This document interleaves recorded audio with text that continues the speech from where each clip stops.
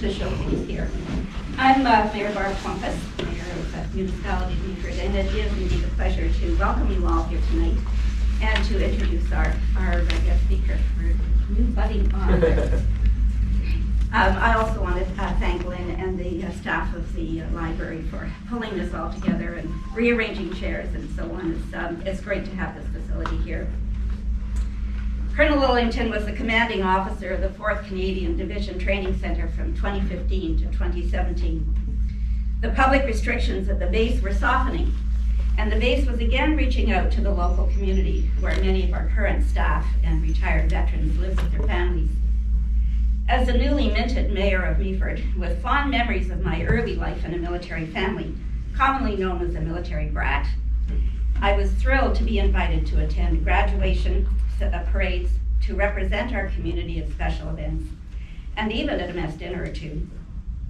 Colonel Lillington willingly accepted requests for participation in our special events like Remembrance Day, Canada Day celebrations, scarecrow invasion activities, and 2 particularly memorable events, co-hosting retired General Romeo Dallaire with his book launch, and the visit of Canada's Governor General David Johnston when he presented the municipality with our new coat of arms and chain of office representing our amalgamated community. We connected frequently to keep each other informed about our respective responsibilities, and a warm friendship grew. After a silence of several months, I was pleased to hear from him an invitation to attend the presentation of commendations at the base on April the 7th, 2017, where he addressed a gathering of the entire unit. I was very impressed with the engaging, highly personal way he presented the awards to his staff. And then, following a break, he revealed that the reason for his absence the previous few months was that he was receiving treatment for his battle with PTSD. Welcome, please join us. The courage this man had shown in defense of our country, particularly in Afghanistan, was evident as he shared the story of his vulnerability, of his mental health challenges of deep despair and depression, and the debilitating behavior that underscored his humanity and humility. It was a heartbreaking story, and it touched me deeply. Parade State Zero is raw, it's forthright, and it's an insightful account of his journey out of a very dark place on the road to personal growth, acceptance, and happiness. It's a testament to his resiliency, to the power of love, and to the importance of community in the healing process.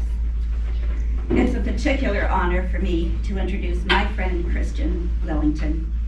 He looks a little different today from the last time I saw him with his handsome beard, but I recognize that pride and purpose and his commitment to serve.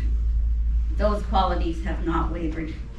Please help me welcome Christian and his very best friend and companion on this journey, his wife Kelly.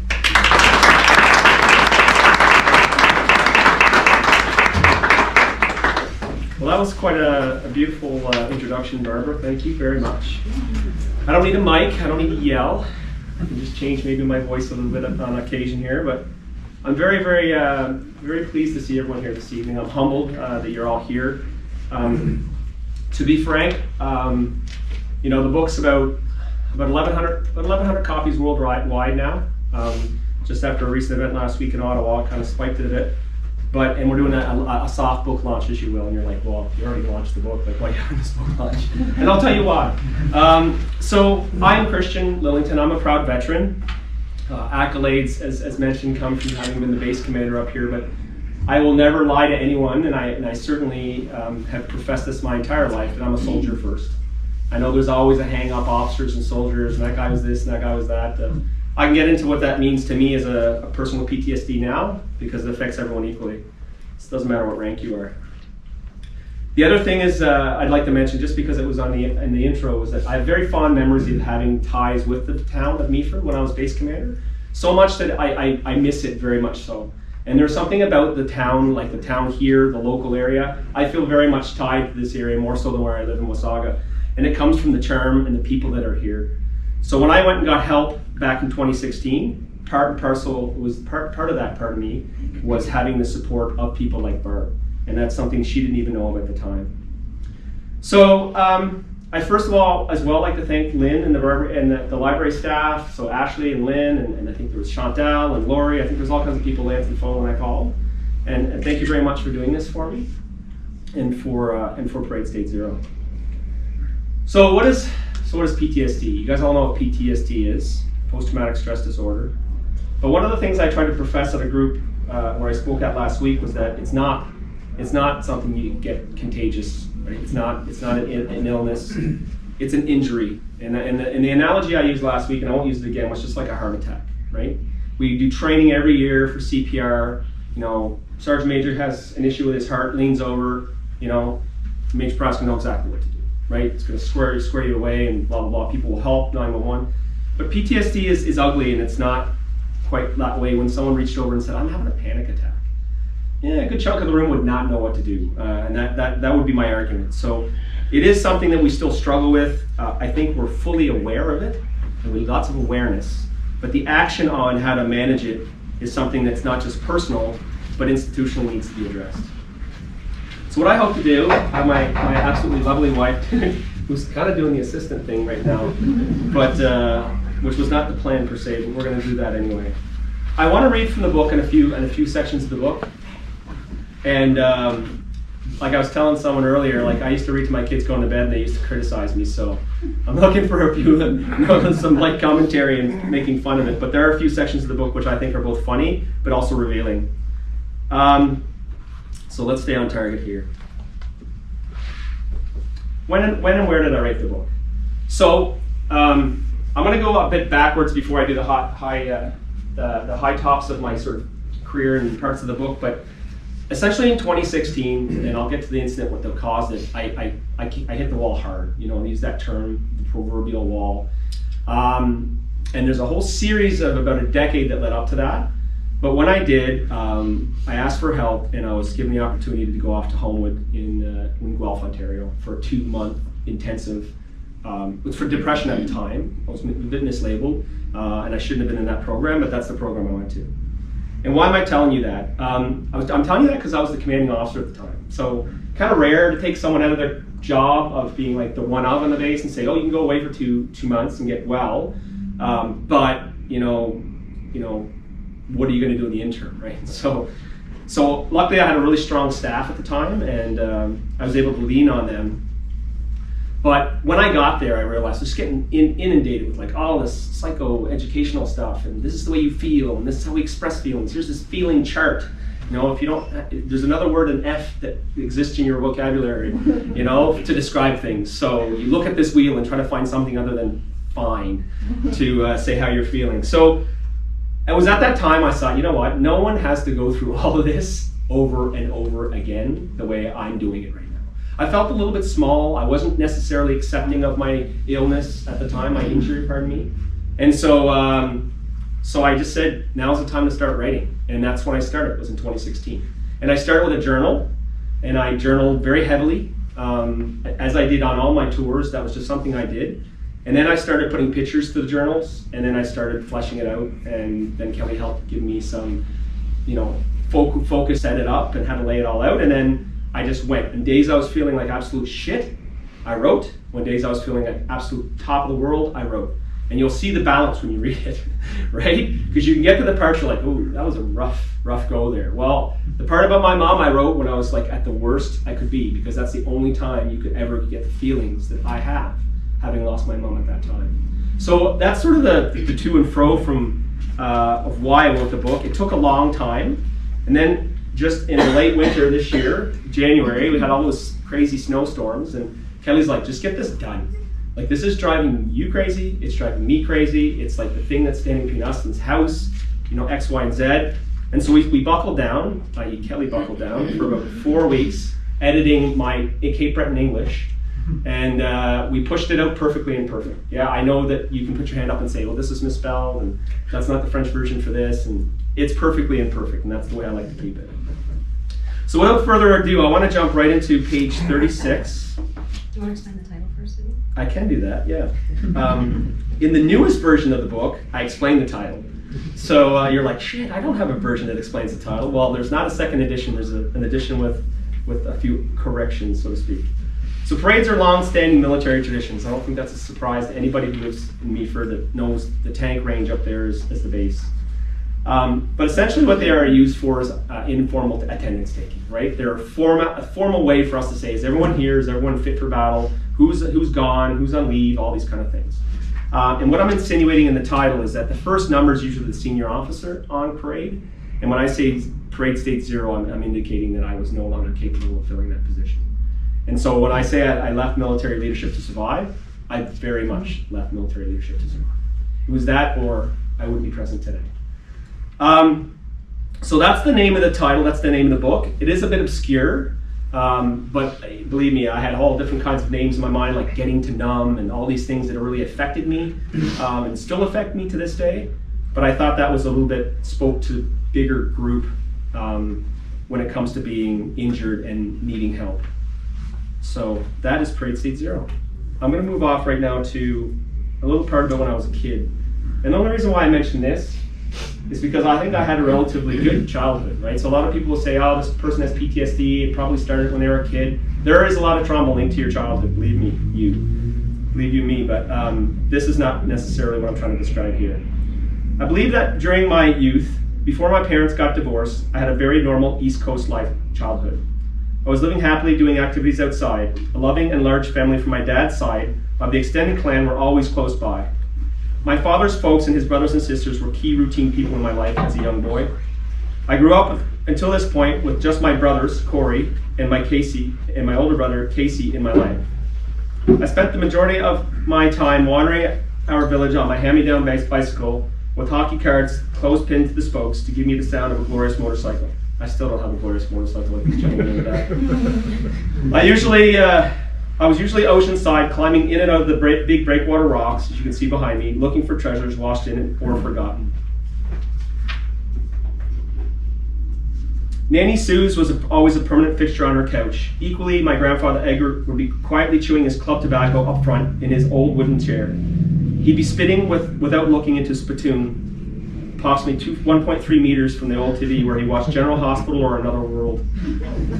I would occasionally stop and watch in amazement that he would never miss. The spit was thick, black, and nasty. I had a whole story about that. Never wanted to give him a kiss first when it was time to leave. Let's put it that way. My younger brother always got the lips. So. The house was always smelled of burning wood and often oversmelled of boiled dinner and salted cod. I could frequently snack on salty leftover French fries my grandfather would cook until very crispy, almost dry. I watched the beads of water dance on top of their old wooden burn stove. It gave me hours of entertainment. Their pantry was damp, and freaked me out.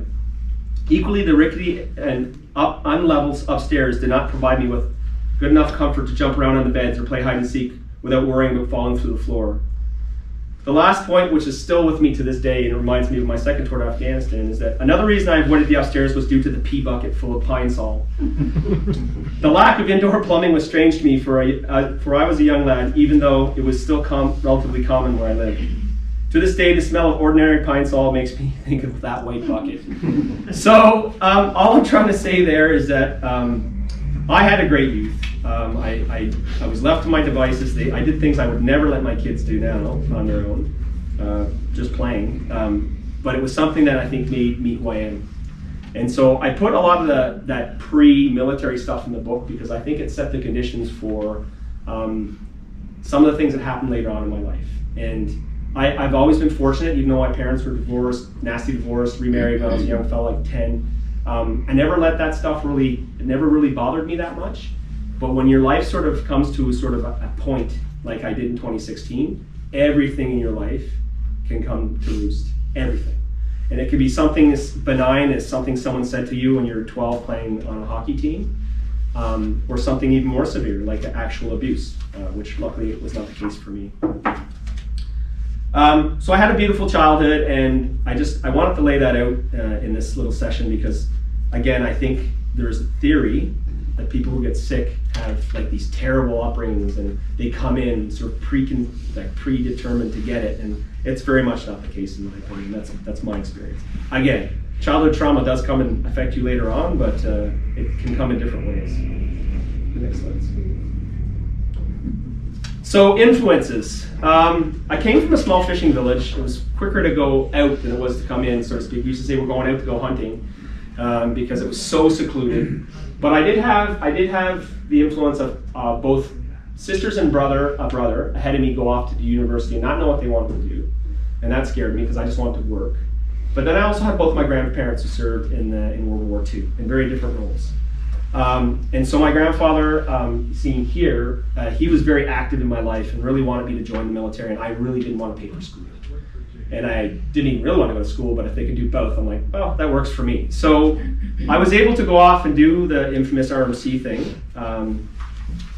But I can tell you that when you take a young boy out of a place like Neils Harbor, Nova Scotia, and you put them in, which have 3 mounties for about 400 square kilometers, and you put them in a place like Kingston and ask them to walk across the causeway and then police go by with sirens on, what you expect is for that person to run. And that's what happened to me the first time I was in a big city. So moving off to Kingston was a bit of a shell shock for me. It was a culture shock. But I could sum up my time in university by the following passage. And if you've read the book, you'll laugh. So this was made by some of my peers, and when you graduate, the tradition is you don't write your own submission for the yearbook. But this is exactly what I evolved into in my 4 years there. Every few years, there comes an individual who really gives the senior officers RMC a flavor of their character. Well, if General Amon was a meat pie, Christian Lillington was his brown sauce. His timid demeanor at Redmond hockey games often brought attention from the Commandant about his young officer cadet's lack of confidence in expressing himself. Wasn't private. After graduation, Christian is hoping to stay on at the college as a permanent organizer of, well, everything. So I definitely got into the culture of the Boy Scout culture. Christian would like to pay homage to Cole, Cliff, and the Massey Library Master Plots, and the Blockbuster on Queen, and the United Fast Food Association of Kingston. I put on a lot of weight in university. Seriously though, he will be leaving with our RMC with a much more than he ever took, if you don't include that stereo from the DJ club. So I guess what I'm trying to say is I was a wild child when I first got to RMC, and I think a lot of folks are, as they try to adjust to where they are in this sort of scheme of things. But those are just 2 passages of my youth that I thought would put things in perspective. I was aggressive. I was competitive. I thought, I had, everything lined up to what I wanted to do. I wanted to go to this tour, and I want to get this course, and I want to do this tour, and I want to go here. That's what most young men and women, when they join, that's what they do. They plan. So before I go on, I want to read something from one of my favorite soldiers, who was my drill sergeant major. And it's called, I'm actually not even going to read it, I'm going to describe it because I think I do a better job describing it than reading it, but it's faker, maker, and a taker. So I had a sergeant major, Mark is his name, he was my drill sergeant major, and every day before we go to a course, he'd tell me, "You ready for it, sir?" He always had much more colorful language. "Ready for what?" He goes, "You ready for it, sir?" I'm like, "What?" He goes, "Maker, faker, taker." I'm like, "You're not going to do that again, are you?" He's like, "Oh yeah. So every day we go in to see a new class of DP1 infantry, which is the most grueling course you can do. In my opinion, it's the most grueling course in the Army for a basic course. It's hard. It's 12 weeks of torture. And we would go in with these young lads, and when I was commandant, I had several ladies come through, but at this particular case, it wasn't a reserve cohort, so it wasn't necessarily diverse. And so it was just a group of men, and I said to him, I said, "You gonna do it?" He goes, "Oh yeah, definitely this group."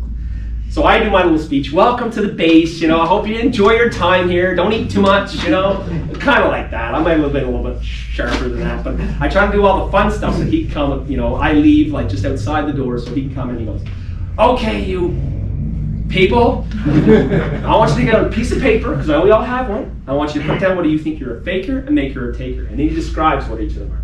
Because if you're a faker, you shouldn't even be here.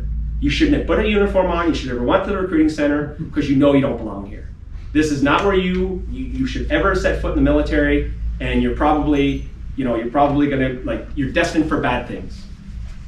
When you're a taker, you're worse because you know enough to get away with things, but you're still going to be always that person sitting in the back and taking all the credit, but not really there helping the team. That is not what we're looking for. What we're looking for are the makers. And they're not the people who are the smartest, are going to finish first in this course, aren't necessarily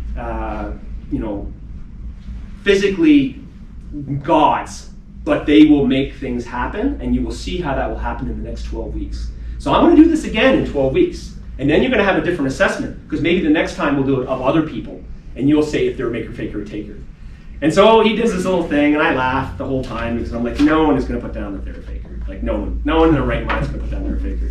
And every time he'd come to me at the end of the day, and he'd have his stats, I wrote these little pieces of paper, and he would tell me if he thought some were falsely written down under duress, and most of them probably were, and he would tell me the statistics.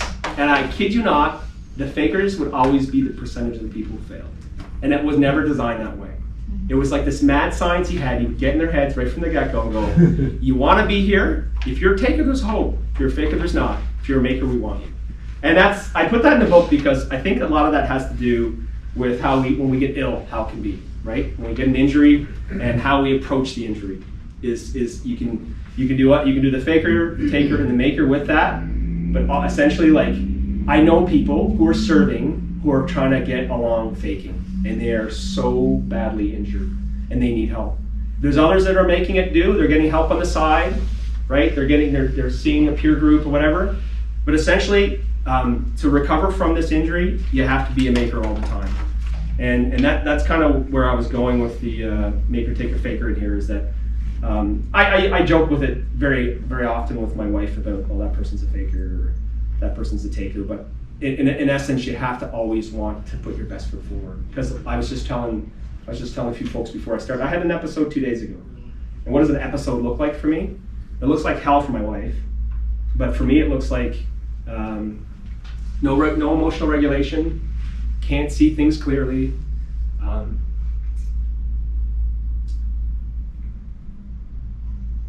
Crazy thoughts, like, just give me a sec.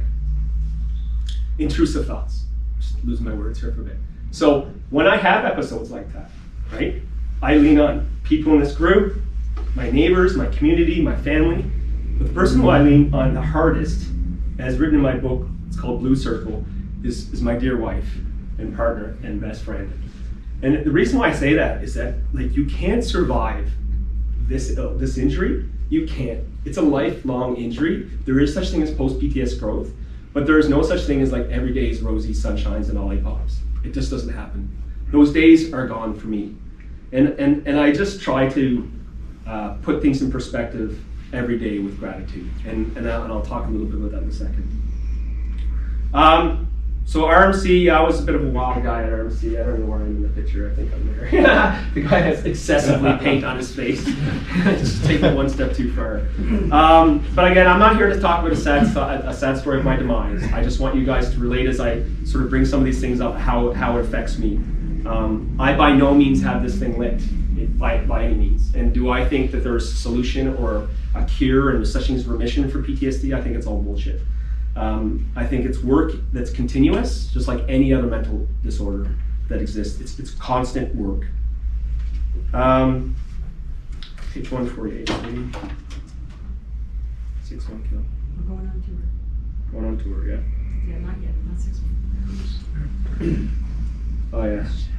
So I miss the Balkans. I like a lot of the gentlemen in the back who served in Croatia and Bosnia and Macedonia and all these other places. I missed all that. And it was during the time when we were realigning with the United Nations, and I had to beg to get on a tour. So the first tour I was actually able to go on when I was 24, hence cool shot with really bad Walmart eyeglasses, was in Eritrea, which is a country just north of Ethiopia. I was posted out to the corner of the Ethiopian, Eritrean, Sudanese border to be an unarmed military observer, and it was chaotic.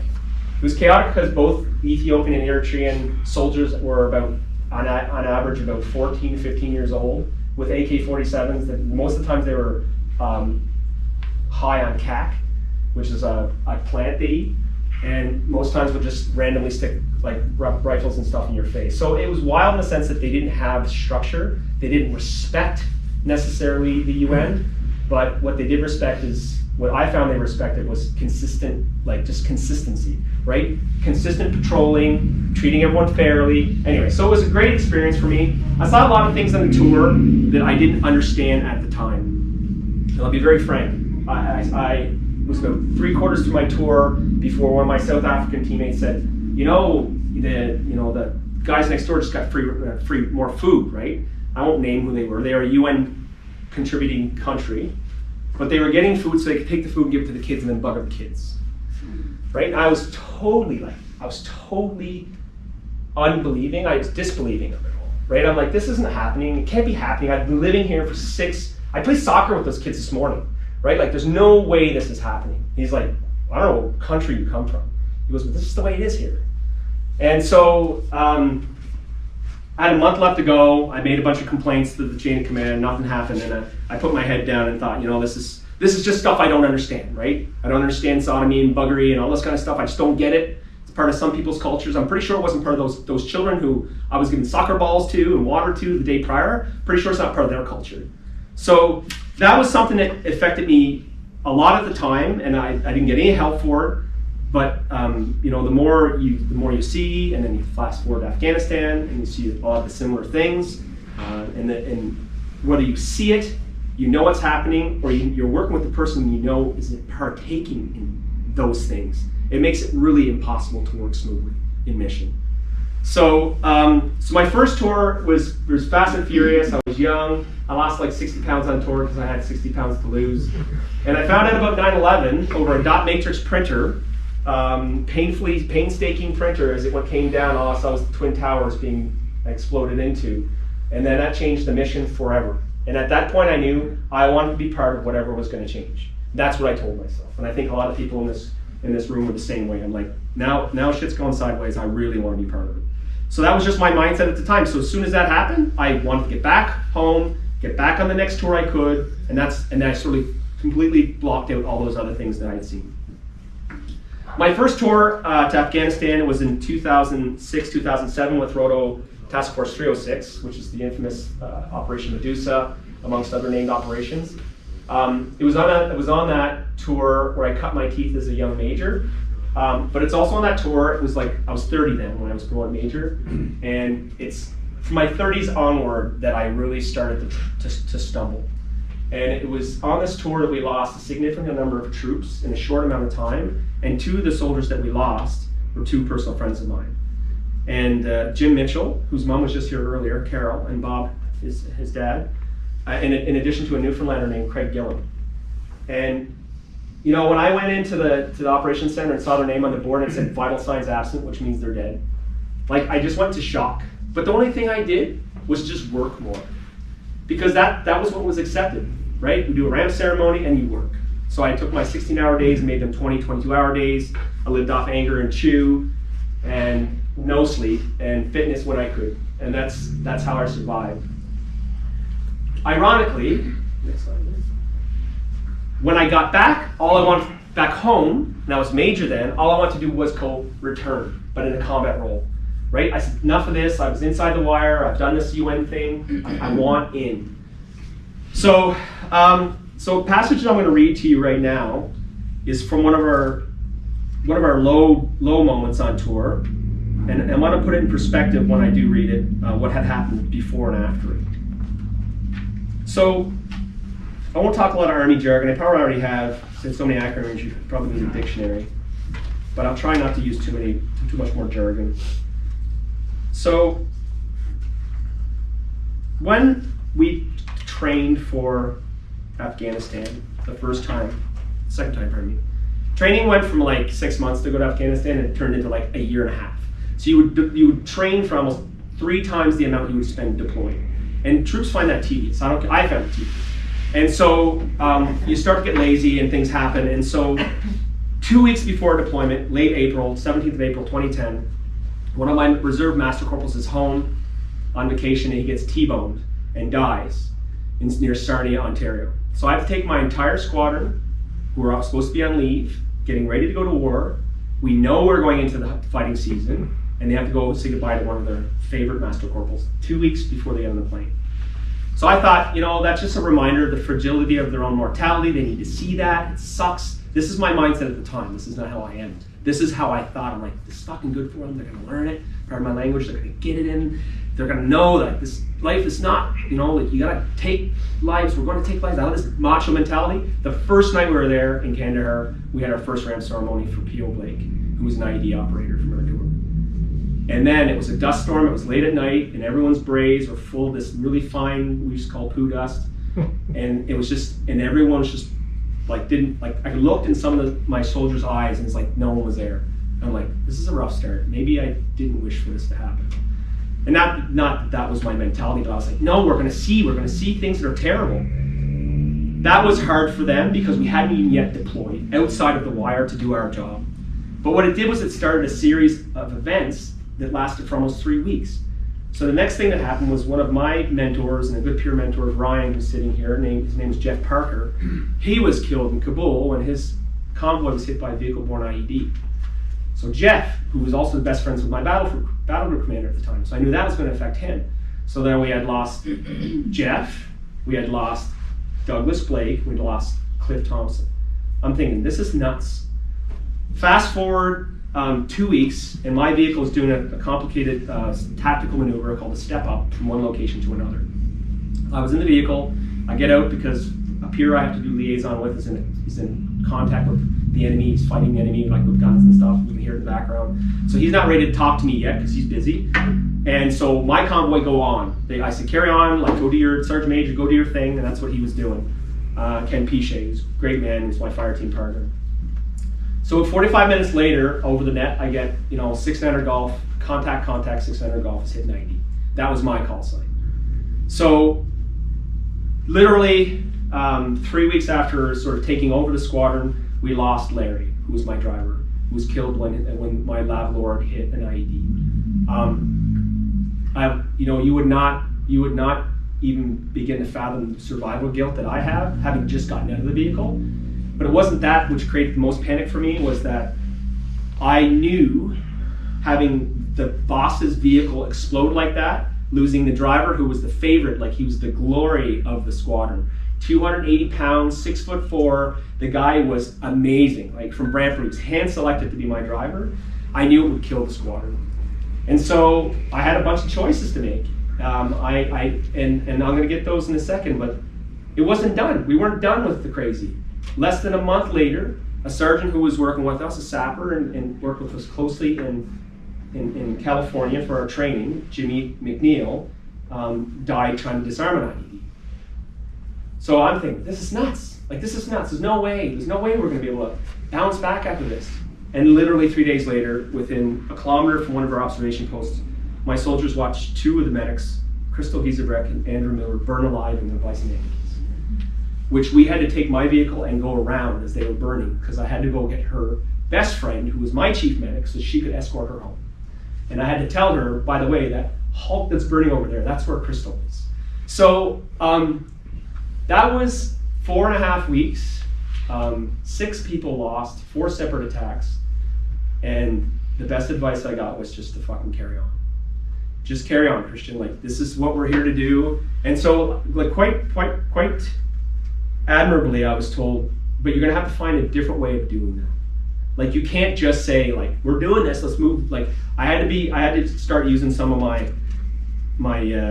the NCOs and whatnot, and lean on them and say, without sounding pathetic to a bunch of senior NCOs, and you say, where do I fit now? I kind of went to a couple of my senior NCOs, actually a master corporal, and said, where do you think I fit now? And at the time, they thought, well, you know what, you don't need to be, it's not like a traditional deployment. People who've been to Afghanistan know, you have all these beautiful things in Canada, like squadrons and companies and stuff, but you go deploy over, it's all teams and debts, and it's all much smaller working groups. So I had a group of soldiers that worked directly for me, and I thought the best place for me to be was on the ground. So every time we were mounted in a mounted role and the vehicle stopped, I was the first one out, and I did VPS, which is vital point search from the road. Because I thought the only way that they're gonna have any trust in me is if I'm taking the most risk possible. And I did that a little bit too because I was angry. I was looking to get hurt, and I won't lie to you, I was looking to be injured. So I thought, if anyone's going to get injured, it's going to be the guy on point in the VPS. And so I was being, this is the start of my risky behavior, but which is not disclosed to the troops at the time. They just thought, well, that's good, like he's doing something, he's taking as much risk as we are. And I left all the mounted communication to my liaison officer and sergeant major. They love talking on the radio anyway. So this picture is taken just outside of what we call observation post Cliff. It's kind of a fun picture for me because it's 3 generations of dragoons. There's troop leader of mine, Andrew, me, and then it's General Milner, if you know who he is, Dino Milner. So that's me briefing him about 2 weeks after Larry's death. Larry died just off the screen down here. So, that's the other sting for our troops, is that Larry died 3 meters within the position, right? That IED had been there the entire time my troops had been there. It had just never been found. So I won't go through the reading per se of what I call the 6-1 Alpha kill, because it is about the explosion that took both Andrew Miller and Crystal Gizebrecht. Needless to say that losing them and that whole crazy chaotic 5 weeks of being in theater left my troops feeling a lot like there's no more naivety. Like they'd finished thinking everyone's a good person. We weren't there for stability operations. It was like we were there to fulfill a mission, and it was war and combat. And so I'm not saying we did things frivolously after that, but we had a very different lens from which we viewed things after that contact. August 5. Pardon me, sorry. August 5. Yeah. So halfway through my tour after that it started crazy and it never ended being crazy because I was given kind of 2 jobs to do at the time. I was transiting from Kandahar Airfield to my outpost in a Chinook helicopter when it was shot down by enemy fire on the 5th of August 2010. So a lot of memories about that day, but a lot of very clear memories. I've done a lot of therapy on it and whatnot. But needless to say, if it wasn't for the aircraft pilot, I call him Wild Bill, but Wild Bill Fielding's his name.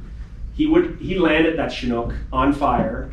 And if it wasn't for him having been charged as a young captain flying his Griffin helicopter under Confederation Bridge when it was first built, he would never have been on the Chinook, because he was on Chinooks because he was one of the older guys who's still around to be able to take. And because he'd flown like a bit of a hot dog his whole life, he knew how to land something that was half on fire. So he got the Medal of Valor for that, rightfully so. And but it was a crazy day. And so that day led to 22 souls being saved. First time ever in combat in Canadian history as a helicopter crashed where everyone walked away. More sobering though was almost a day to that day, the 6th of August 2011, 37 Americans almost in the same location taken down by Chinook, and all of them perished. Right? So when I look at the number of lives I've been given and the chances I've been given, I almost jumped out of that helicopter. We were doing Nap of the Earth at the time, and I'm like, I could have broken legs and maybe busted back, but I won't be dead. And by the time I looked out, it was a hard landing, but by the time I looked out, we were in this marijuana field, but it was like that. There was no marijuana, was all around it, but that was the one field he could see that didn't have marijuana in it. He probably purposely did that. So anyway, we hid behind the marijuana fields, but well before it was legal. And but anyway, so this is a picture of the Chinook, and a lot of things came out of that Chinook. One of the funny things was during our training, I told the troops we had to respond to an aircraft, downed aircraft scenario, and I'm like, we are never going to do this, guys. We're going to go do this because the boss wants us to do it, and it's going to make him feel real nice, but we're not going to do this. And essentially, they responded to me as I was on the helicopter doing the drills that I had taught them during training, which makes you think, well, maybe training does work when you actually follow it. So, but the Chinook sort of culminated about 3.5 months of not crazy, and then for the remainder of the tour, I was just focused on getting the rest of the troops home alive and fulfilling our mission. That's good, sweet on that one. Next, I want to talk about coming home. So when I came home from my combat tour, so that was 2010, at Christmas time. The absolute worst time to come home from any missions at Christmas, because it's like you get an excessive amount of leave, and people drink excessively and do excessively stupid things. I was one of them. So we got home, and I came home having only lost Larry, quote unquote, but I didn't. I lost so many more. I talked about Crystal and Andrew and Jimmy and Jeff, and then before we left, we lost Cliff. And then while we were there, we lost a whole bunch of people from the battle group. But when I say the squadron lost Larry, that's kind of what the troops in their minds were thinking. You know, like, we all made it back, you know, we're going to do our best to remember Larry. And when I got back, I was so angry. I was angry, I was brash, I was doing things with the chain of command I should have probably been put in prison, in military prison, because I was just out of control. I wanted someone to understand what we'd been through. And my boss at the time had been to Afghanistan with the squadron.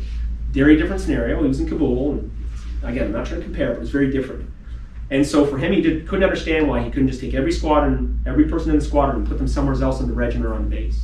And I very, very clearly told him, I said, if you do that, like I'm telling you, I'm messed up. So if you do that, there's someone else who's messed up out there, and they're not, the only thing they're gonna not have is the only thing they need, which is their peers, right? And I'll talk about peer support in a second, how critical that was. So, needless to say, I was really bold. I got moved off because I did my stint as a commander. I got moved off to Toronto to do my staff course. And so when I got there, it's the first summer I've ever had off, quote unquote off, because I moved my family. And I got there within a week and a half of getting there, just inside of September, before I started this program. I got a call from my previous boss saying Brendan Shepard had taken his life. So when Larry died, May 24th, 2010, I picked a driver from Grand Manan, New Brunswick, named Brendan Shepard. So essentially, the boss always gets the best driver. It's kind of what it boils down to, and I was the boss at the time, so I always had the best drivers. Because you don't want to be thinking about the driver going the wrong way if you've got to be doing something else. So I had this young gentleman, very quiet, reserved, super, super competent. Like, he could split a lineup of like Afghan dump trucks, and believe me, Afghan dump trucks don't look like our dump trucks. There's always stuff hanging off the side, and people and animals and stuff. So he could go through a line of those at 100 kilometers an hour and not even blink.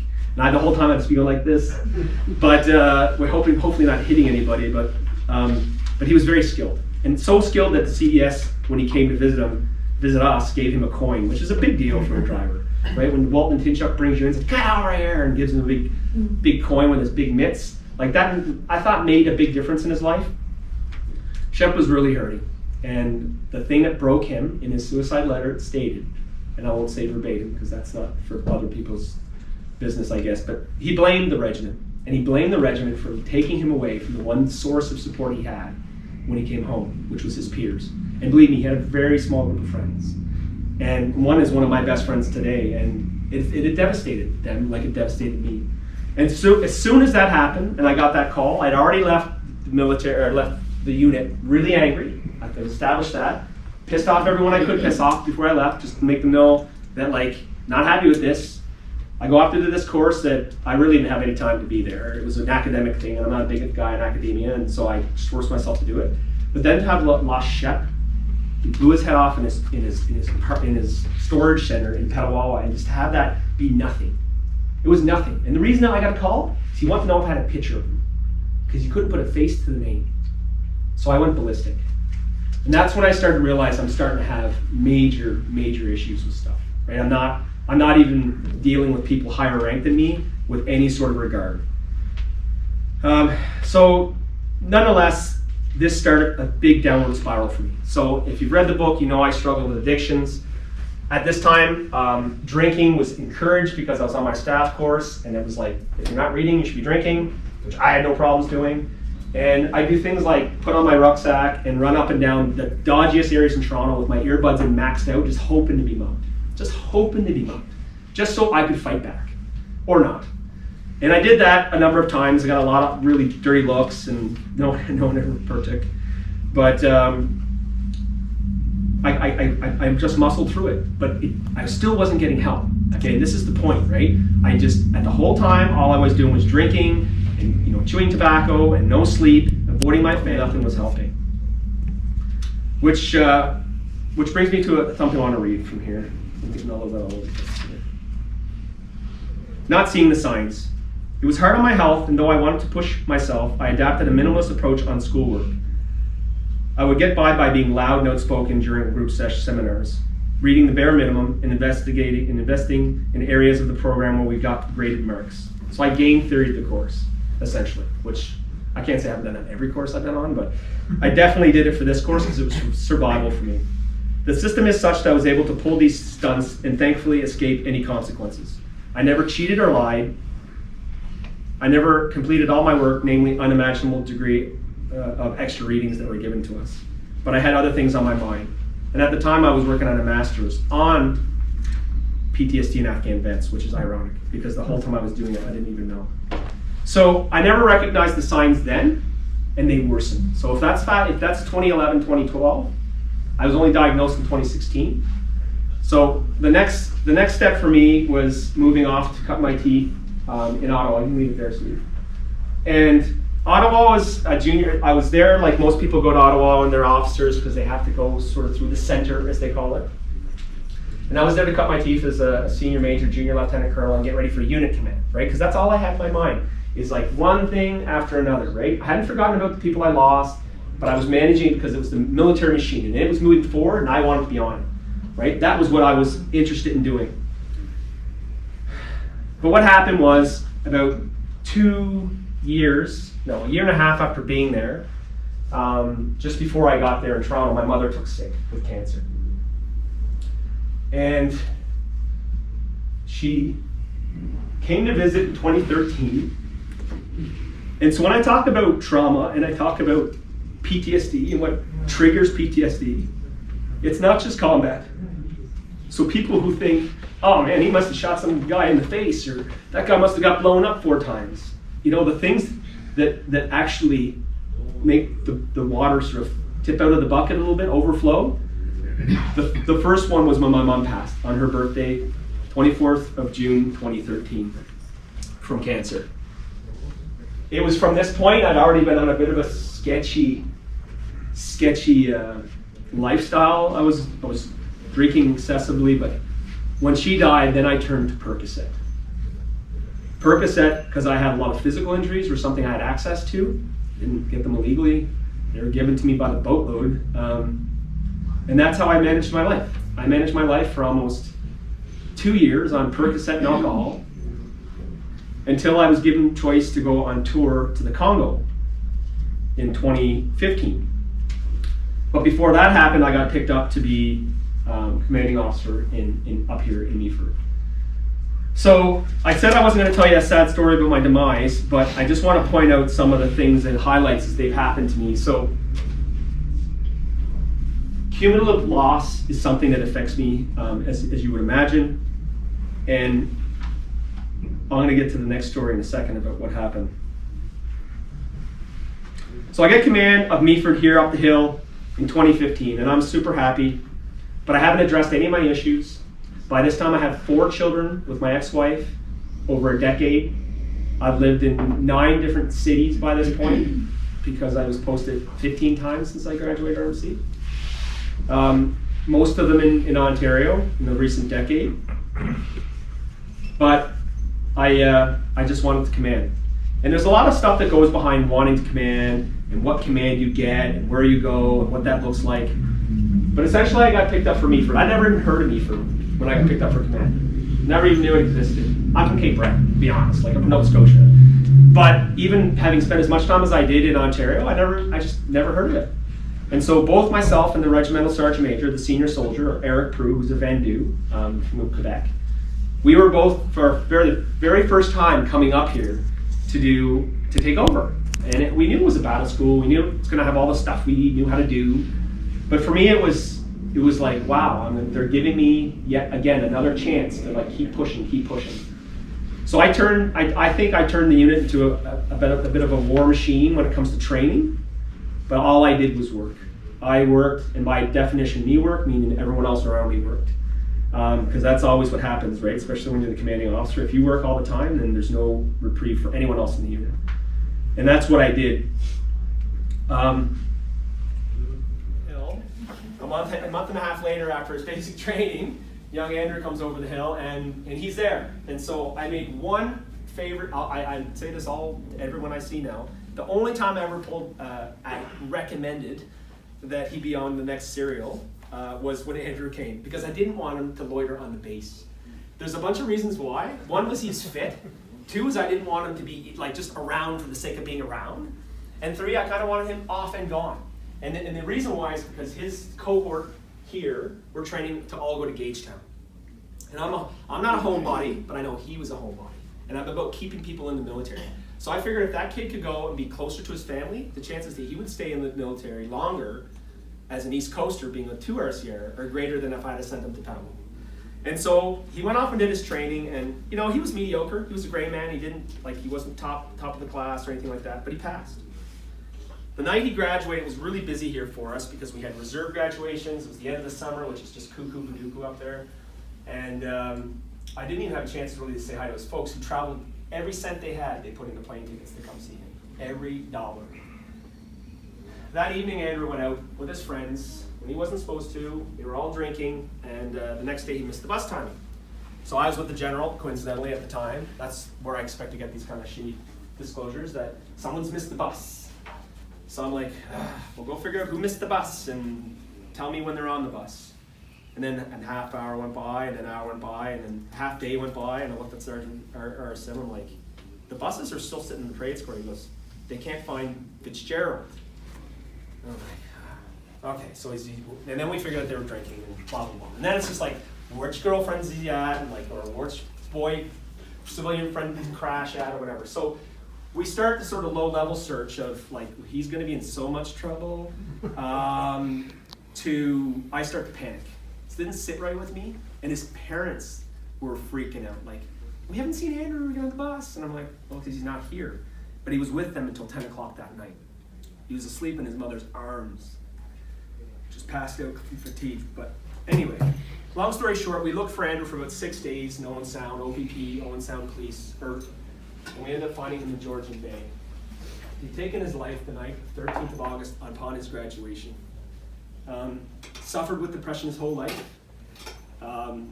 Didn't come in necessarily injured, but had been injured during his life, and it was exacerbated by some of the things that happened during training.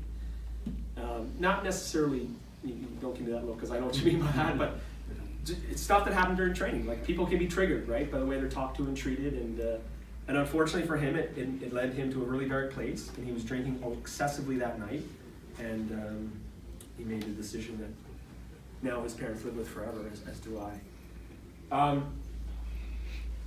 I couldn't do it anymore when Andrew passed. So when Andrew passed, I realized taking him home, it was the first time I'd ever been wearing my uniform home. And so I'm sitting there, right, in the small church, Cape Breton, Nova Scotia, with everyone coming up to me, telling me what a good job I did bringing the dead boy home, right? Makes no fucking sense at all to me. So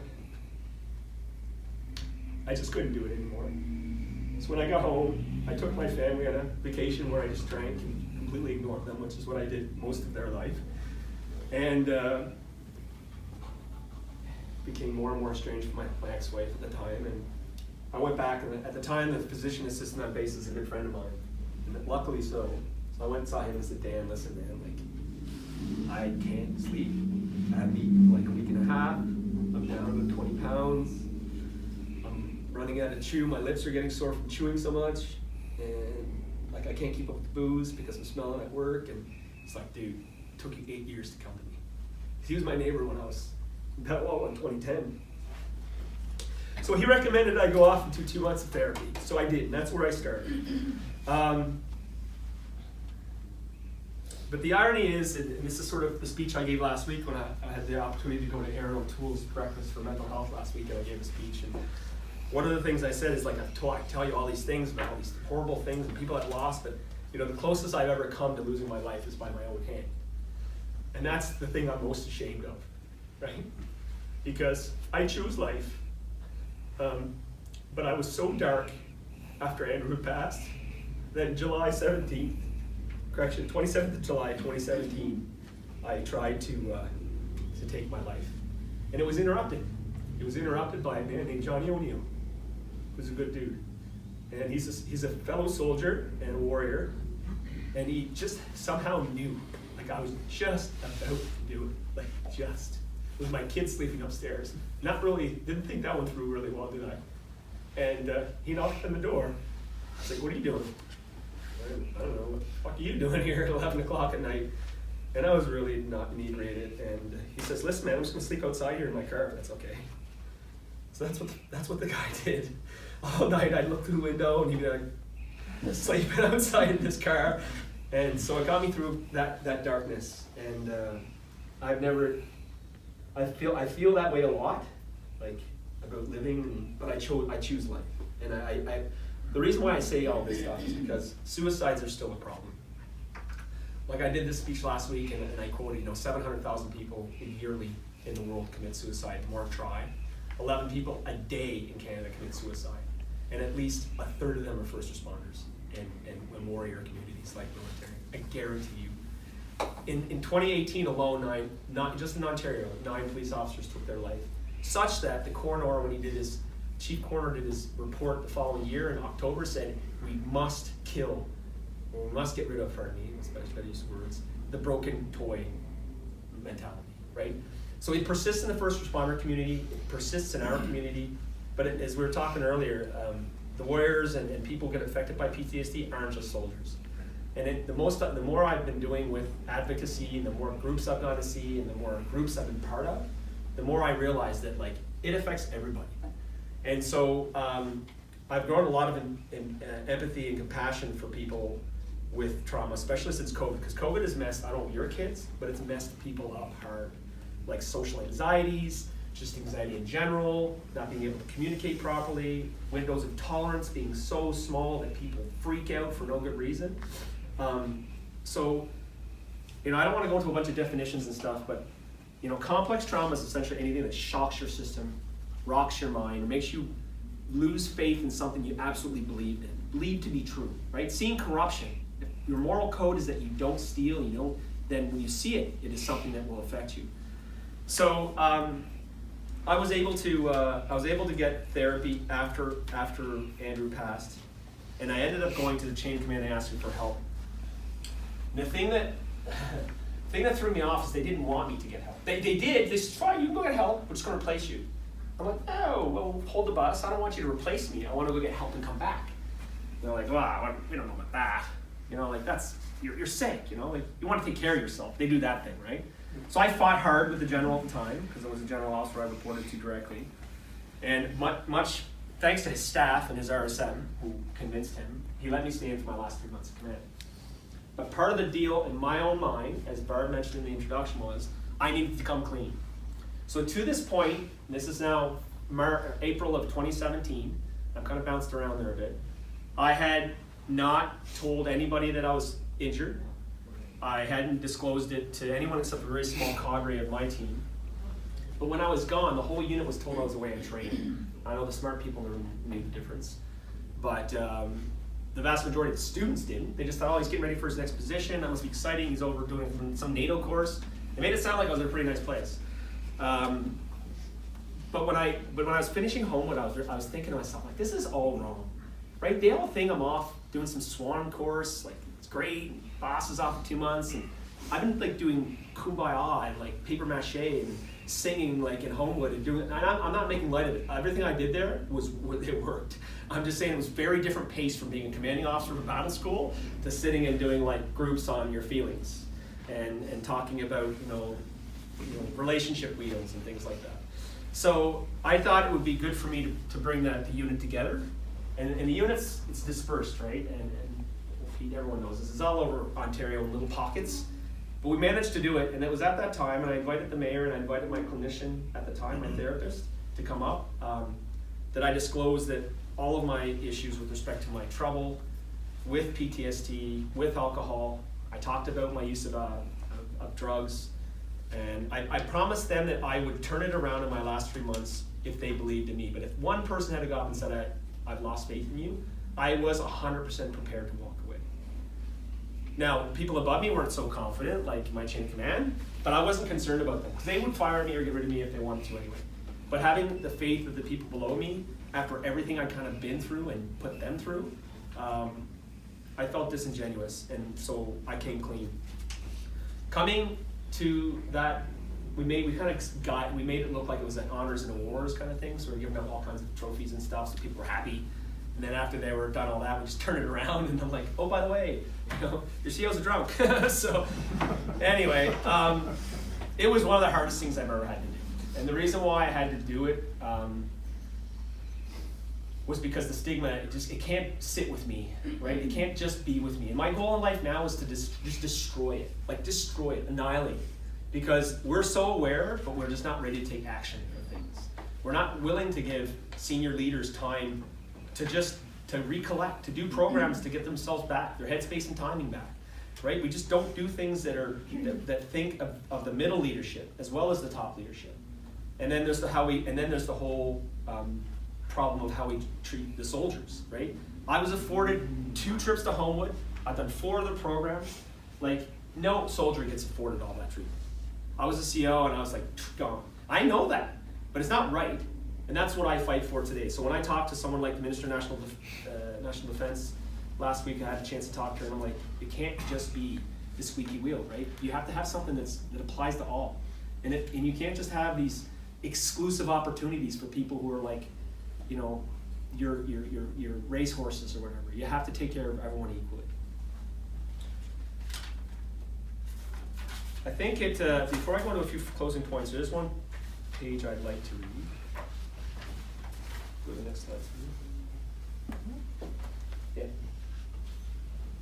Family. So Kelly has 3 kids and I have 4.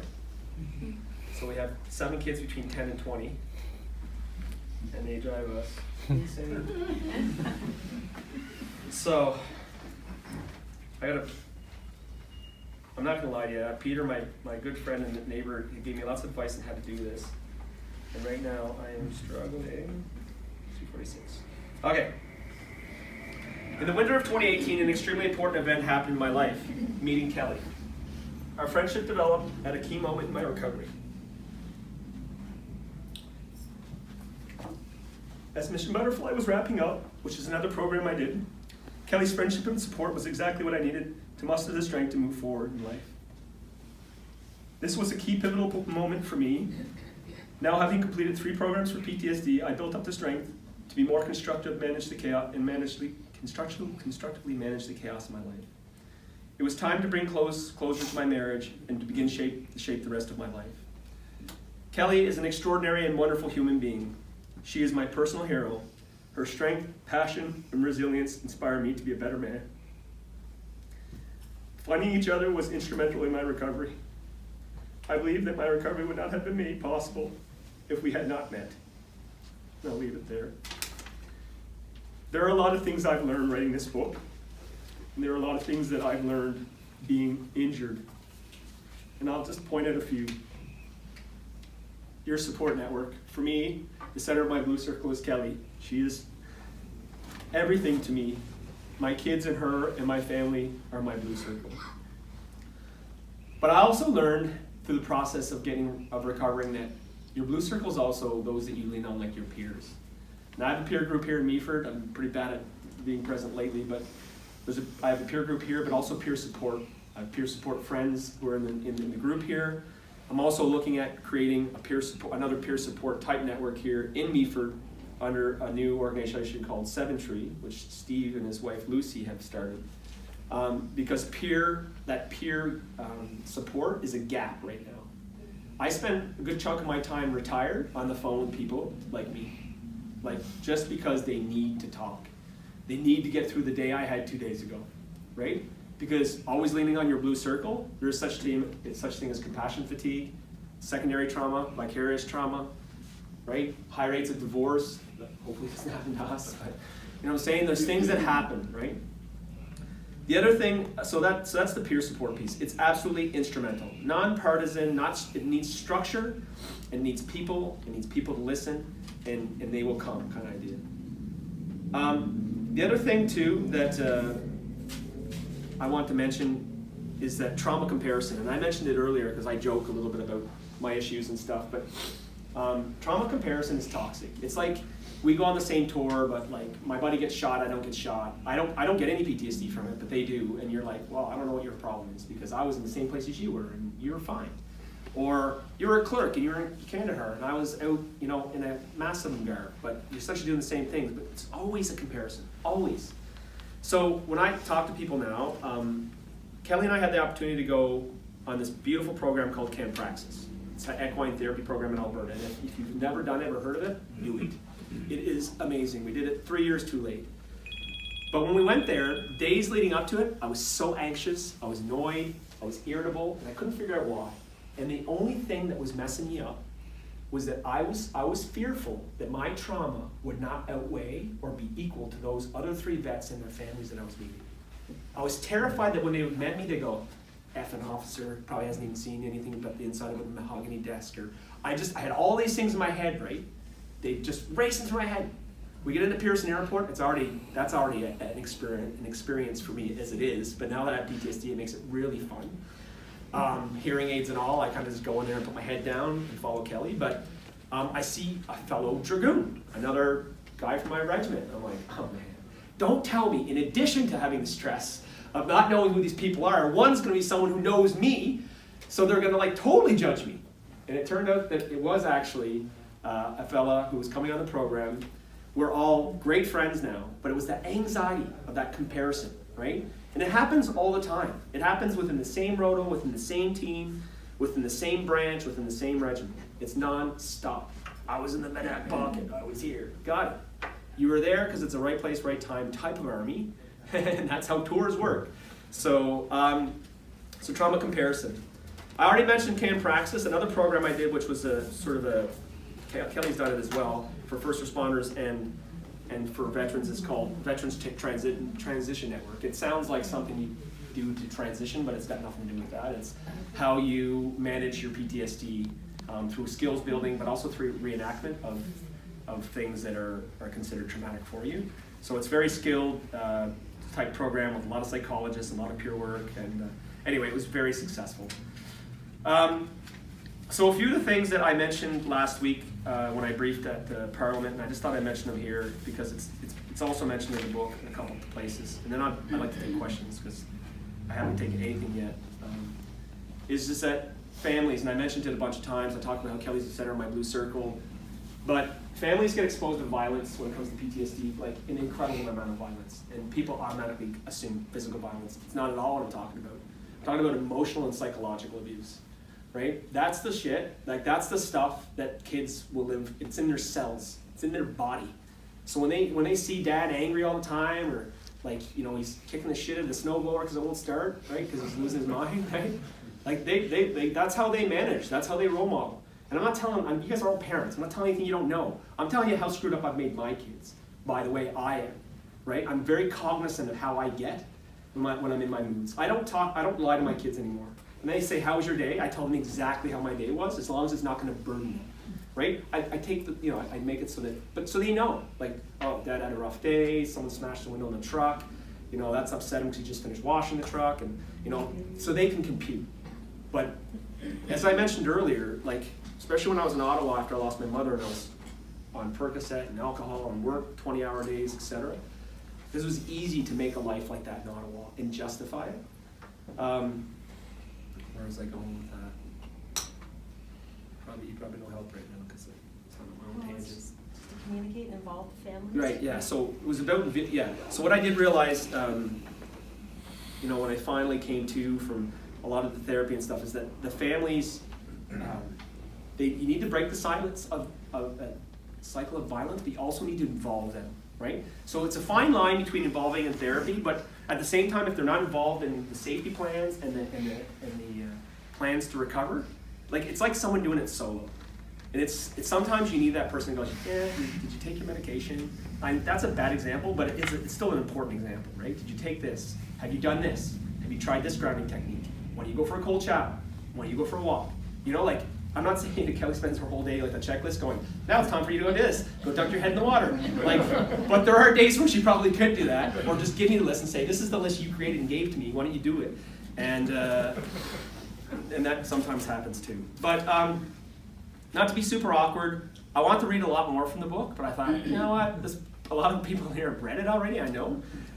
The second thing is, I kind of want to bounce around a few of the points that I already made last week. But more so, I want to hear what you guys have for questions, because I'm better on my feet than I am speaking like this to a group. So, Talk about the proceeds. okay, sure. So I made this book, and people are like, oh, he's probably making money. Every cent from this book goes to a scholarship fund, a bursary fund, for fallen soldiers and first responders in high schools around Canada. And I've only created one so far, and that's for Private Andrew Fitzgerald. That one right there was given out last year. And my intent is to continue to do it and continue to source money to put in the fund so that we can be done in other people's names. And essentially that becomes like where someone comes to me and says, listen, I want to do it in my hometown for private Blogans who died in Croatia and whatever. It doesn't have to be something that's current, and it doesn't have to be for a soldier, but it's meant to keep on their legacy. It helped me grieve. It helps the family grieve. I came from a very small community. Now Andrew's Ward's given out at the high school every year, and his mom goes. It's great. So that's that. That's who I am. All my handles and tags, and you know I'm vaccinated now. I'm joking. That's for LinkedIn. But anyway, that's who I am. I can tell you more funny stories and try to get a little less emotional about things. But the book the book was 6 years in the making. Kelly's the one that took it across the finish line for me in making sure we published it on the 22nd of January. When I published it, I only wanted to help one person other than myself. I thought for me it was cathartic, but I wanted one person to reach in and say, you know what, that kind of made a difference, and you know, I do have these intrusive thoughts, or I do shame, or I do gaslight, or whatever it is that you pick up into that you do, because a lot of it's just human nature stuff. But ever since it's been published on the 22nd of January, I've had dozens and dozens and dozens of people rate me. Like really neat messages, like my mom's friends, and like my mom's like bosses, and like my peers, and it's been a hugely motivating experience. It just makes me want to do more and more advocacy. And so the way I'm getting out there now, not just with the book's just a tool to get out there. It's through the peer group stuff that I hope to do here shortly in Meaford, but also partake in the other peer stuff I've been doing. It's getting people on these programs like Camp Praxis and VTN. These programs work. They really do. So that's kind of where I've taken a little bit of my efforts is towards that. And we're trying to build a new house, which is like, I don't know how to describe that during COVID, but it's very painful to say the least. Kelly bears the brunt of all that. Any questions? Any points in the book? Anything funny or not so funny? Don't be shy. I don't Actually, in the book, I'm 2/3 of the way through it. You were super competitive by nature. Now, do you think that somehow like magnified the PTSD, being so competitive and wanting to excel and That's a good question. succeed with that? And you also mentioned too, your self-esteem was a bit of a roller coaster at times. Well, the first thing you lose with PTSD is your confidence, right? So, like, you would not believe, like, I'm not the same person you met, like that you know, Yeah. like it's. Yeah, I think I like to think I have the main pieces are still all here, but I'm changed now. But yeah, I think the competitiveness made me, not slow down. Keep pushing yourself. Keep pushing, and then I pushed to the point where I couldn't push anymore. Like in September of 2016, I was living literally off 20 minutes of sleep every 2 days. Like those rumble strips have saved my life coming down to 26. Like you have no idea how many times those saved my life. How long were you and your wife together? 23 years. Diverged at about year 10 because I just worked constantly. My 30s on, that's where I put my head, was in work. And unfortunately, like, there are people who are able to balance that. They exist. I wasn't one of them. I just wasn't. And then it became one thing after, like, wanting to do one thing after another. And that's where, like, I started forgetting all the people we lost, right? So my PTSD comes from cumulative loss. I didn't really say what it is. I have major depressive disorder, and PTSD, and probably ADHD and OCD. I don't know. I have them all probably. But I got them, honestly, from just the burn over time. And it really didn't start until in my 30s, right? I lost like an aunt back home. But I never lost anyone, like my driver. Like, I was in the vehicle, I got out of the vehicle, and then I put him on a boat. I put him in a box and we sent him home. I'm telling you, like, he got me, like, he's responsible for me even getting there because he got me some training. Like, I almost got killed once in training. It's a funny story. It's in the book about how he saved my bacon. But like, he was just more than a driver. And they always were more than what they were, right? Especially to me, like Andrew, like, when Andrew's not up there anymore, but when he came, like I purposely did not do anything around him, except the last day he had to do a Pujo fight because he missed it the day before, because the CO took them for a run and a bunch of them had to go to the hospital. But anyway, so he was one of the ones that had to go to the hospital because he was dehydrated. And so the next day he had to do his Pujo fight, and I thought, you know what, he's graduated. I can be a little bit favored. I can go and cheer him on a little bit. Well, he got smoked a couple times, but he ended up doing a couple of these crazy moves, which he didn't get points for. But he felt like $100 when he was done with it, right? And so I was just proud. So I have one picture of him and I that I sent off to his mom, but that was it. Yeah. You didn't talk about your website. I didn't talk about a website, no. I have a website as well. It's I don't know if you've tried to navigate anything for PTSD on the internet for Canada. It's extremely daunting when it comes to trying to find things. So I created a website where it's like a portal and it's a work in progress. Like it's coming together slowly, but it's called Warriors for Life. 4 as in the number 4. And essentially it's a place to links for everything, every program, definitions, motivation, and I hope to build it. And I've actually had a lot of people recently volunteer to help make it a lot more professionalized and stuff like that. So I'm hoping to make it, I know the name Warrior throws some people off, but I could care less. It's something I think applies to a large part of the community, not just first responders and stuff like that. We're looking at now people who work in hospitals over COVID, dispatchers doing crazy, like you name it, it applies to them all. So, thanks, Peter. Do you ever think about, was it worth it? Should I have gone down another path and not the military? Do you ever have second thoughts? No, given? I don't. And I don't think there's any veteran in here who would ever say that they have doubts, even though most of them live with PTSD and terrible physical injuries and hearing aids and eyeglasses. I never had any of this stuff when I retired. It helps though to hear people. Would I change it? I wouldn't change it for the world. I wouldn't, Chuck. I appreciate that comment because I think a lot, like, I'm not gonna lie to you, if you can tell me I'm full of it. You're gonna tell me I'm wrong when I say this. If someone had to stop me in Ottawa, say 2014, 13, and said, "You are on fire." The problem is I was always in Percocet, so I look super happy. But you're on fire. You're out of control. Like, and there was a few times where I did stuff or I said stuff where someone should have said, "That's just not right what you just did." But no one had the parts to put me in my place, right? Because I was aggressive and athletic, and I'd be like, just ask guys who work for me. If I don't like the answer, I just go harder at you, right? Like, what? You don't know? And then you're like, okay, that's your answer then. It's your plan, right? So I don't think I'd change it. I think I would change. I wish I had a mentor young enough that would have said, like, what's most important in life, and then let me judge as I went along. I ignored my family. Like, my oldest, Emily, you've met her. Like, I had no relationship with her. She's 20, she's in her 3rd year university in Ottawa. Like, we talk a couple times a year. She comes home to see her brother and sisters, that's about it. But she's in the book as well. Like, we had a total falling out when I got sick because she was put in the middle. But, I would change a lot of that. Just, being hungry for a tour all the time and not taking the time to heal and like all that stuff, it's eroded my long-term health, that's for sure. But I wouldn't change it, not for all the tea in China. Mr. Peter would. What's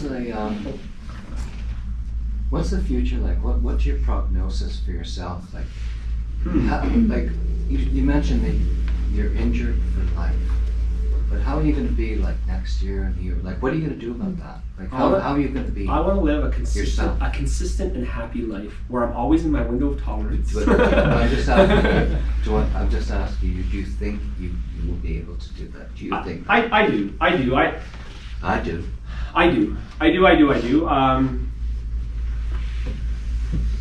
It is an everyday thing for me to have to leverage gratitude, to do my mindfulness, I do fitness every morning to kind of clear my head, but I get caught up in so many little details of things, right? And then guilt and shame are like automatic when you have PTSD. It's like you should have them in each pocket because you just got to pick one out because it's what you're feeling that day. I did this wrong, or it's survivor guilt. If I talk about the perpetual cycle of grievance and grieving in here because all veterans, there's always something that's happening someday. If it's not Remembrance Day, it's Johnny's death, it's Billy's, when he committed suicide, it's so-and-so in the vehicle accident in Wainwright. Like every day there's something. I'm trying to normalize all that here. That's what I'm trying to do, is normalize the things that would have been destabilizing to me before. And I hope to do it through helping people, like through peer groups. I hope to do it through advocacy. I hope maybe do some more writing, keep pushing this. But I want to affect my goal would be to affect that sort of middle leadership band. Because I can promise you after who I spoke to last week, they still don't get it up here. They don't. And that's up here, MPs and stuff. They just don't. And they're probably all injured themselves, most of them. But that middle group of leadership and soldiers and first responders, that's the group that really needs it, because that's the cultural shift, right? Leadership affects culture, or culture affects change. Fact. Right? And that's why I did my thesis, and I mentioned that not because I'm proud of my thesis or anything, but the only thing that made I realize that writing 100,000 words is that it still comes down to leadership. You can have all the policies you want and all the fancy posters and Bell Let's Talk once a year, and you can do all those things, but until you are able to sort of put your words into action, it really falls short. And like we talk about things like mental health first aid. I mean, it's a start. It's no better. Like the Road to Mental Readiness is another good one that's been out for about a decade and a bit. But I'm talking about like a first responder, like a cop, okay? Goes to the OPP detachment here and says, listen, last night I saw a fatality. It was 2 kids, same age as my kids at home. It's fucking me up. I cannot go to work. I can't do it. How that person is received, that will judge, that is almost directly relates to how much trauma they're going to get. That's the sanctuary trauma. When you go to someone for help and they turn and they make you feel like shame you or gaslight you or make you lose confidence in your abilities, that's called sanctuary trauma. That is the thing I'm trying to eradicate with the work I'm doing. Is when people go for help, they're received or at least directed to the place they should receive their help. And it's just not happening. It's just not happening. Like I get calls and these disclosures I got from this book, almost every one of them are about how they have it, but they can't get help for it. Because their chain of command, like, oh, you be one person less on the shift, and you can't do that, and if we do this, then who else is going to do your work? And we train you for 4 years to do that, push that button. You can't train someone else to push that button. So, yeah, it really is something that I just hope to start every day as a clean day. And that in its own right is hard sometimes. You know that. You've seen me in action. Sorry, there's a question over here. I wanted to ask you about family support. Sure. Has that evolved? No. That's not true. That's not true. We live in a unique place here in Meaford because the base family center is the best one in Canada. So that kind of family support, like family, like for your kids. Yeah, I'm thinking about your children. And Yeah. I have to fight. Like for example, all my kids are in therapy. I have to fight for them to get therapy. Like fight. And it just makes sense to me that I have to do that. But and then you got to get them there. And then you got to get them to talk about their feelings and all that kind of stuff. So that part is very difficult. Spousal support, significant others. As I mentioned earlier, Kelly and I, the first program we went on as a couple was the Camp Praxis, which was about a month ago now. And it was it was all about communicating and alternate dispute resolution within the couple and how to get satisfying end states to, it was all about the trauma and how it affects and working with horses. And I'm telling you, I hadn't worked with horses until then. They don't do anything you don't want them to do, especially when you're all wound up. Like I learned a lot about, I want a horse now, by the way. But I guess the point is that those things aren't pushed, they're not programmed, and they're really hard to get access to. Camp Praxis being the exception. I'm saying you could get that, but I'm saying, but in the military, like, I could go off to the Wounded Warrior Center or the Wounded Center, or I could go here, I could go there, but that's the member. Yeah. Then the member gets like a list of this long of medicine to take, comes home, is dribbling on his supper, and no one knows why. Well, he's got Percocet, he's got this, he's got that, he's got an antipsychotic, he's got a stabilizer, he's got Ativan, he's got, you name it. Like in my book, at one point I named everything I was on at one point. And it was just a soup. And I was a mess, and I was still drinking because I'm stupid, and because that was my go-to, right? And so I was like, soupy mess every night. That's what my kids saw every night. That's PTSD. Look at Dad. He's a soupy mess, falling asleep watching some CTV show or something. So it was ugly for a number of years. Certainly the latter part for me, because that's when I wasn't functioning. But for the families, I think which would be more important to ensure safety plan first. Like they have to be involved in any program that involves a member that a therapist says, okay, this is the plan. If the spouse, the significant other, or their peer, or whoever's their closest to them, because it may not be their family, Sometimes it's not, unfortunately. But say it's a peer. That person needs to know the plan. So when I have a night, like I had it a couple nights ago, like Kelly needs to know the safety plan. It could be space, it could be me going for a walk, it could be her calling one of my friends like Steve and saying, talk to him, because he's not listening to me right now. And this is the kind of stuff that's working, it's exhausting. It's exhausting, it's a work in progress to get back to. So it is something that really is, needs to develop more than it already had. And that's one of the points I brought forward last week. Everyone I spoke to last week, and they all say families, and every one of the speeches I heard last week were great. They all talked about families, but we need more for families. And sometimes it's just simple, easier access to psychology. It's easier access to maybe the family centers. Maybe the family centers are more involved. I know the one up here is so unique. It's been so involved at looking and getting out there and pre-sourcing people to work with children and work with families and spouses. Like, that doesn't exist anywhere else in Canada that I know from a military family center. So this is another reason why I'm so tied to this area. Like they want to solve the mental health crisis that exists. They want to solve it in this local area. And that's why when I came here to the book launch, it's the perfect place. It's where I discovered I was injured, but it's also where I was able to get the care to get better.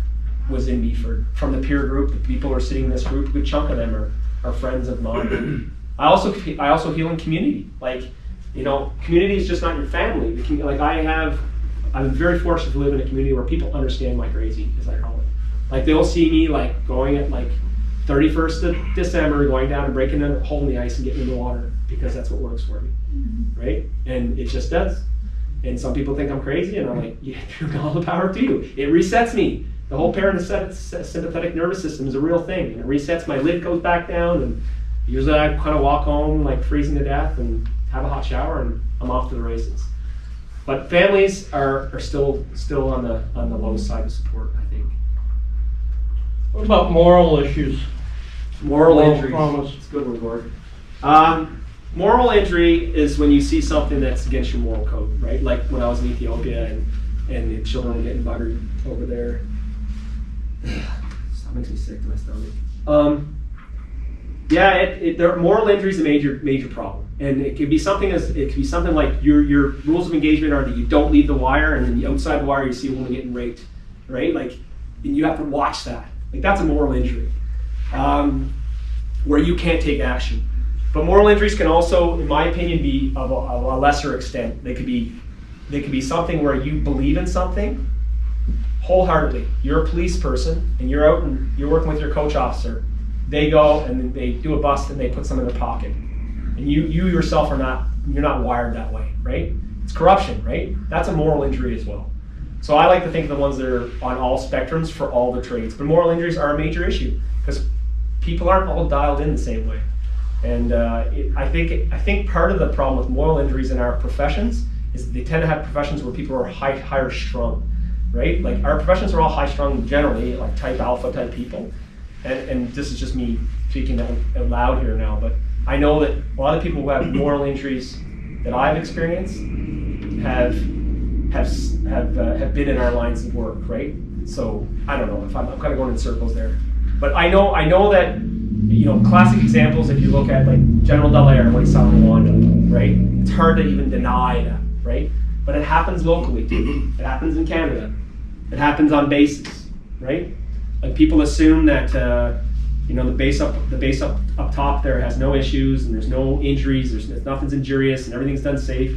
It's not the case, right? It's still organizations like the military are still run by people, and people are going to make mistakes, right? That's why we have policies and that's all those kind of things in place. I thought I had my ship up top. I thought was tight. I thought no one could make errors in the way this boat is being run, right? And then we lost Andrew. Like it was a perfect storm, right? You can only do so much sometimes. But that's a great question, Gord. Thank you for asking that. Moral injury is like sanctuary trauma. They're both very nasty things. I guess I'm just making a comment. You're one of our community members. We have a very tight-knit little end of street, you know, with 6 houses. Christian has helped us understand, which I think is really important, coming from a different perspective. I knew nothing about PTSD. We were able to make, you know, like a connection our little community here, and you've helped us understand about it and about your injury and what you need and how other people around can help. And that's so much smaller and narrower than the larger Meaford, let's say, community. Like Christian and Kelly, they come in our back door, and it could be any time of day or night. And I guess I'm just making a point that it doesn't have to be a huge circle. It can also be a really small circle that can be really Absolutely. helpful in the smallest of ways. But I guess the other point is to not be afraid to maybe share with people who you feel safe with, little like neighbors nearby or one or two people that are close. I don't know, it's just a comment. No, it's a very fair comment. Like I said, I'm very fortunate to have very good community, like our closer community. Yeah. But also, I mentioned it, I glossed over it earlier, but one thing I did learn the hard way when I got injured the first time was casting my net super wide, right? Like everyone in my email chain, hey, I'm sick. Like worst thing I ever did, right? It is the worst thing I ever did. One of the worst things I've ever done. Because you have to, I learned this through some good mentoring of a good friend, but you have to do your inventory frequently, your relationship inventory. Some people are taking more than they're giving, and that sounds really like it always has to be like that, but when you're injured, you only have so much to give sometimes, and you have to know who's closest to you to be able to lean on. And I'm talking about energy vampires, like people who are out there who just love to call you and want you to buy Bitcoin stuff, and like those people you just kind of like politely kind of push them to the side and say, listen, I'm not doing so great right now, I'm just gonna refocus internally. And so for me, I was able to, like my greater family are all out east, so my family is essentially here. And obviously my wife and I have family between here and Brantford, and so between the kids and my friends, that has become my blue circle, right, as I call it in the book. But it definitely is, it definitely helps to be in smaller communities. I'm not trying to say that to I'm a city hater or anything, but I couldn't imagine being injured the way I was when I was in Meaford, anywhere's but Meaford. Right. Like if I was in Toronto or Ryan Works right now at headquarters, or I would still be working and I'd be so much more injured. Yeah. I'd still be wearing a uniform, I'd probably be deployed somewhere, it's probably maybe a rank higher, and I'd be really, really injured. Right? I wouldn't have a family. I probably would have left the kid behind with their mom. But that's luckily not the case. I have my kids half the time now. I'm a happy single dad when they're with me. Trying to learn all the things I didn't learn the first 15 years, 19 years with them. But they all the kids keep us on our toes. But absolutely, I think that makes a big difference having a smaller community. Steve?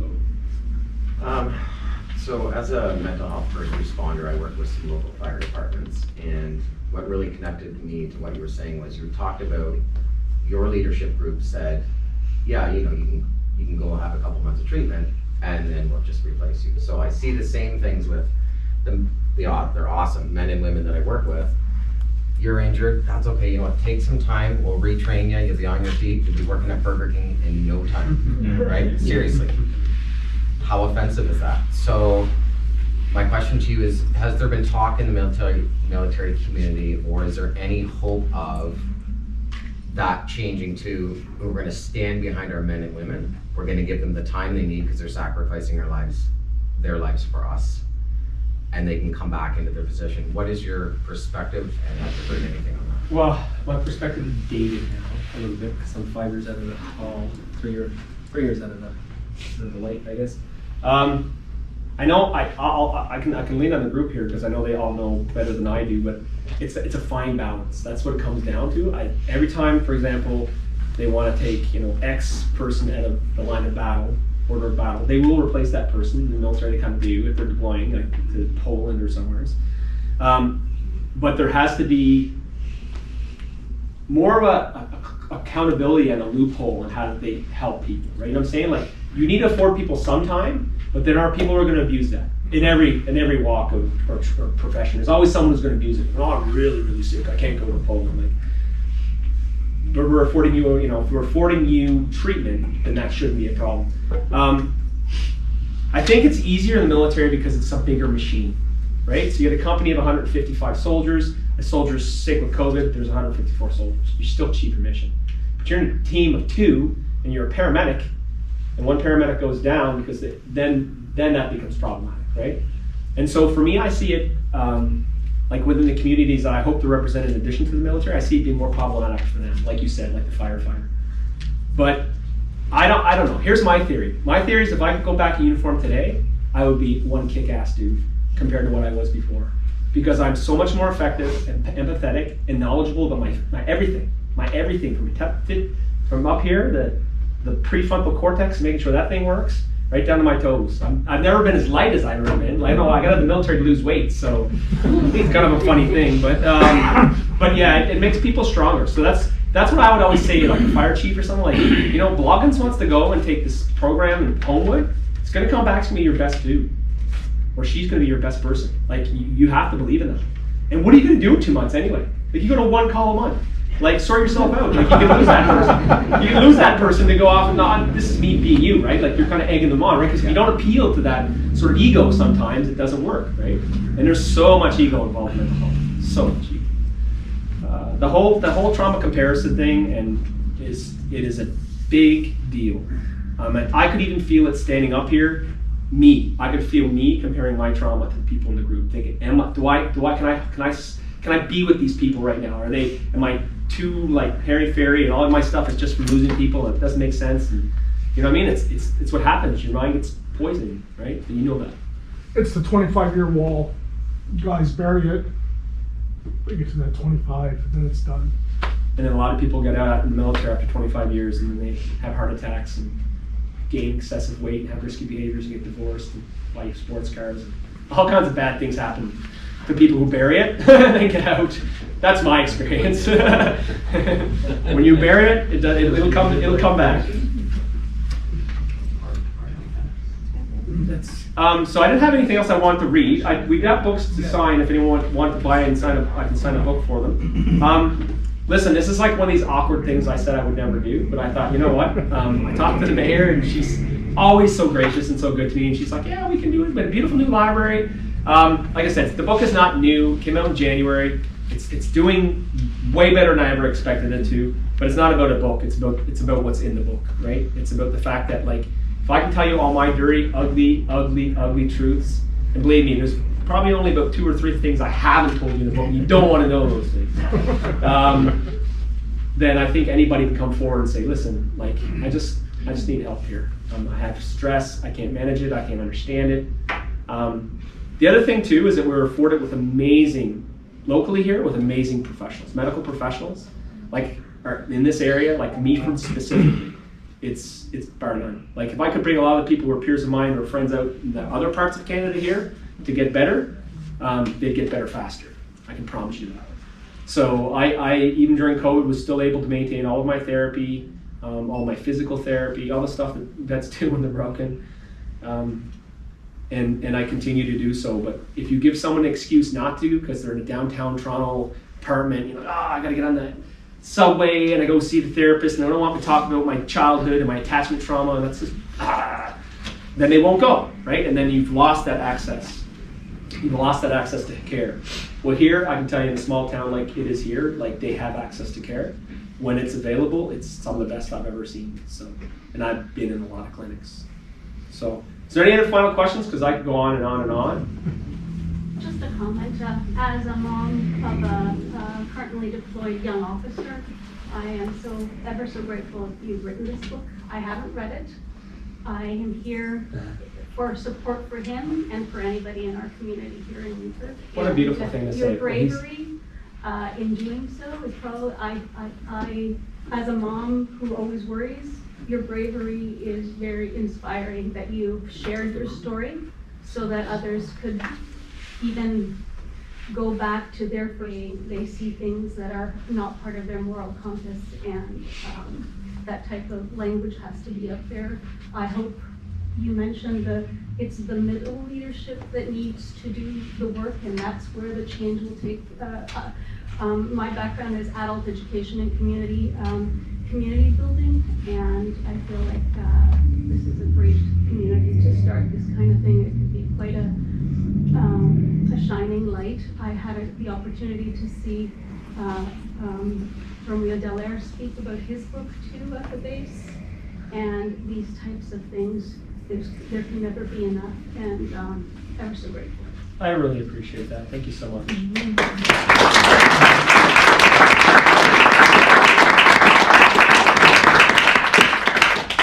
Just as the last point, you know, you talk about being connected, and I think this will connect with everyone because you all have mothers. My mother decided when she retired that she was going to go off to Halifax and go to art school. She's an artist her whole life. And she was a teacher's aide her whole life. And so she went off to NSCAD in Halifax, and the entire time I was on my combat tour, she was making this statue. And I don't know, you can't really see it. It's at home right now on a mantle. But everything down here are clippings, you know, so paper mache, all that kind of stuff. But essentially, I told her, I feel, even though she passed in 2013 before she could tell me, because this statue was just in her house, she says this is how she got through her combat tour with me, right? So moms are connected, always. And so when she died, I stole it because my brother wanted it, because he said, well, she made it when she was with me. But I'm like, look at this dude, like, you really think she made it for anyone but me, right? So I only bring that up because I think of you as a mom of a young officer, a young soldier first, always.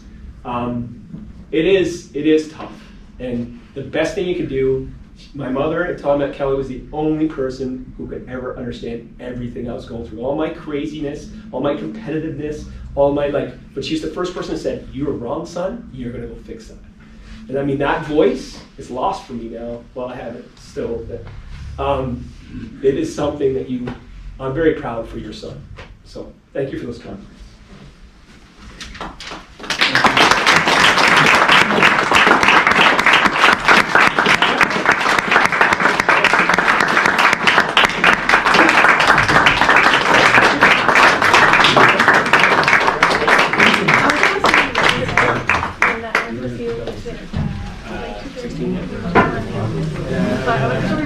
No, he's in.